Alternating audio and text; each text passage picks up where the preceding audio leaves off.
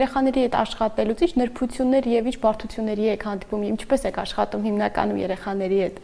Բարդ է այնքանով հաճախ լինում, երբ երեխան մոտիվացված չէ խնդրի հաղթահարման համար։ Մեր մանուկների, փոքրիկների հետ աշխատող մասնագետներից դեպքում առաջնահերթ դրական միջավայրի ստեղծելն է, եթե կարողանում ես դա ապահովել, երեխան սկսում է քեզ վստահել։ Ամենադժվար պահը համենայն դեպս կարող եմ իմ մոտ 20 տարիների պրակտիկայից նշել, որ դա է, եթե առաջին իսկ հանդիպմանը դու չես կարողանում համոզել երեխային, որ այստեղ լավ է, այստեղ իր համար է լավ լինելու եւ մենք բոլորս ամեն ինչ անելու ենք, որ այլ ավելի ուրախ եւ բավարարված մանկություն ունենա,